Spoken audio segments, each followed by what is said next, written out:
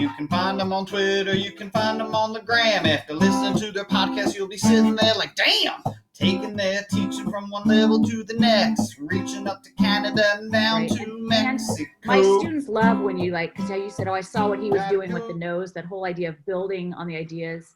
They loved how in design class, in my classroom, like what would be considered cheating, right? In another class, like, oh no, we're not cheating. We're just building on the ideas of others, right? But it goes against a lot of our traditional schooling. Right. Yeah. Right? Like, because you learn new strategies by watching what other people do. Right. And that's the world. Right? Yeah. Well, that's it. I don't think traditional schooling doesn't prepare you, because when you leave, do you ever take tests on books that you've read? You know, are you ever tested at your job with paper and pencil with multiple choice? No. So you're on this.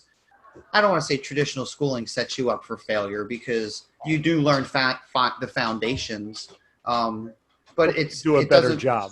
It doesn't prepare you for the real world where we're pulling in little activities like that. Right, and it's the beginning of, mindset building creative confidence, building like problem solving, but in low stakes situations where like if you fail, like 2 weeks from now, you're not, hopefully, unless you're really like neurotic like me, Ron's gonna be like, oh, I knew I should have gone for the nose first.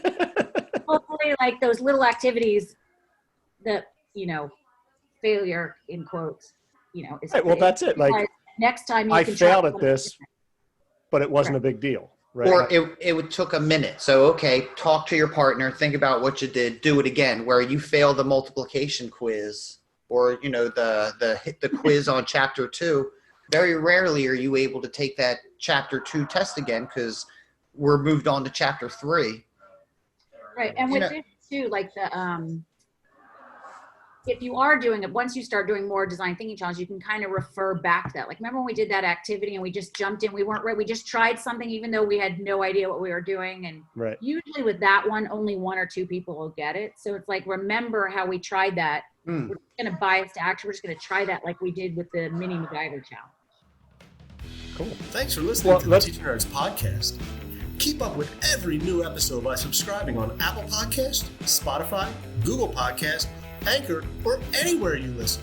Remember to visit teachernerds.com, and that's nerds with a Z. Follow us on Twitter @TeacherNerds and on Instagram @TeacherNerdsPodcast. And thank you for being one of the Teacher Nerds.